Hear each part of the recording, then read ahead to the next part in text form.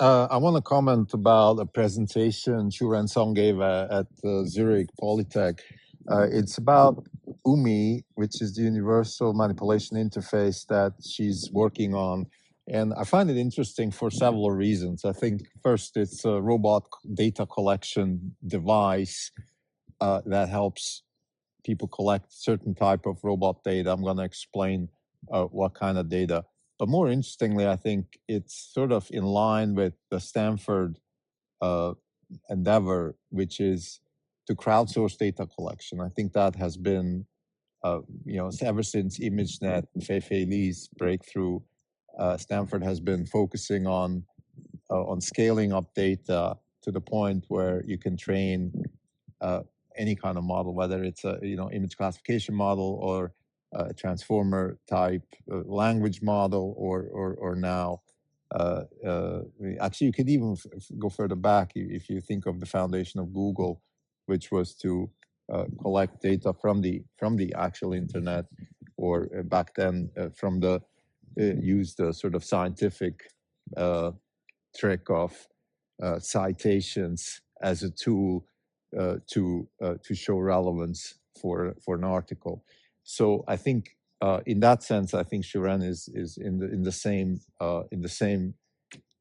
rhythm, actually, the same frequency that Stanford has been pursuing. And I find that interesting. I mean, it's you kind of, universities or institutions, they have a certain culture and they keep doing the same thing, particularly if it succeeds.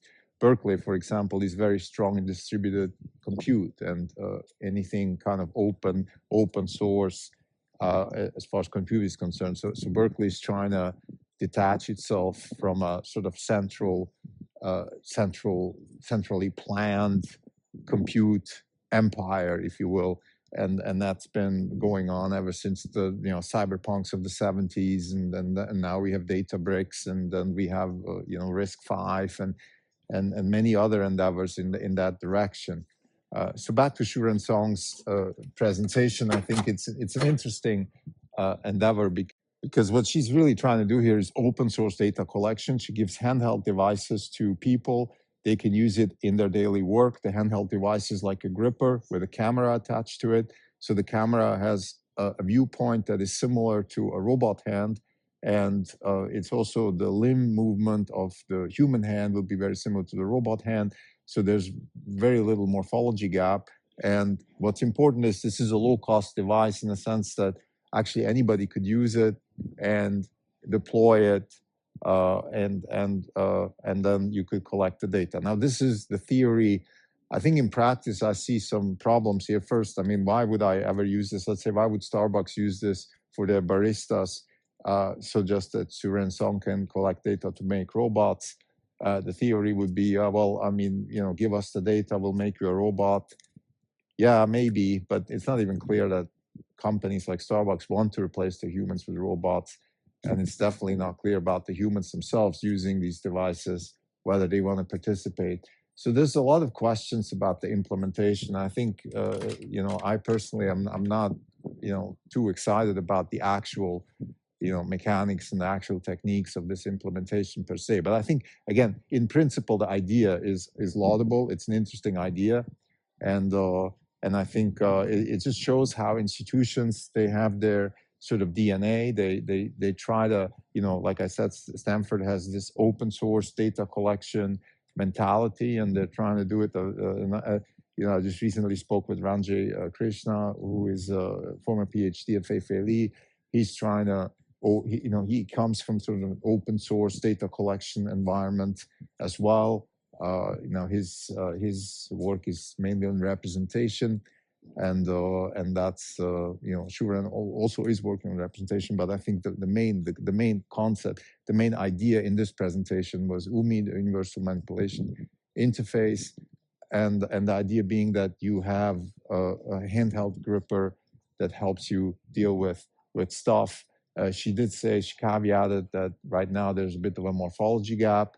And she also said that maybe in the future, when we have better robot hands, actually this difference between the robot gripper and the actual hand of the human could be very small. So then you actually don't need a gripper anymore. You could just have a wrist camera on your own hand.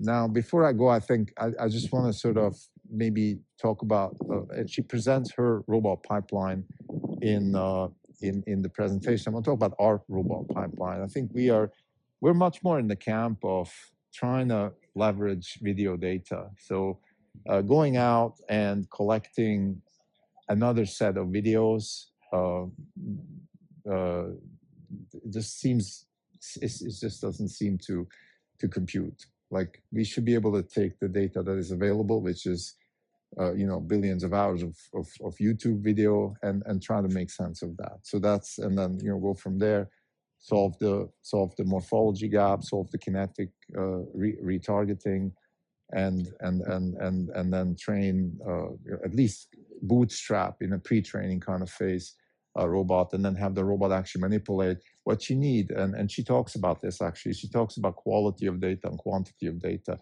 The one thing she doesn't mention, though, which I think is very important, is if you want to learn something from any kind of data, you need counterfactuals, right? If you have a robot just doing stuff, and then you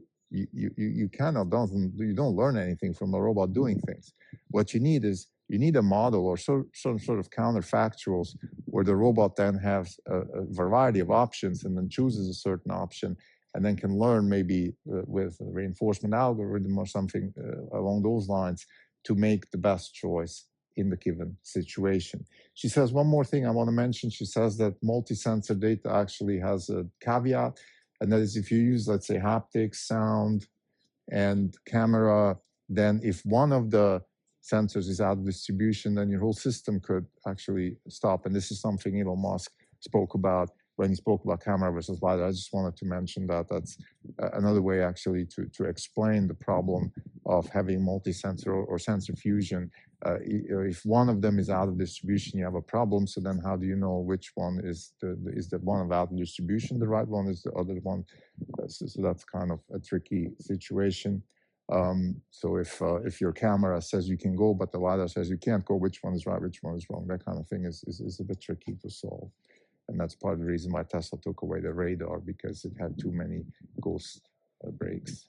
So again, to summarize, this episode is meant to discuss a presentation like we often do. We dig deep into the academic side of things to see what people are doing, also understand what are the caveats of what people are doing, and then also keep the vision on our pipeline, or the way we see the space develop, which is like I just said, the robot pipeline, which is leveraged through data. Thank you.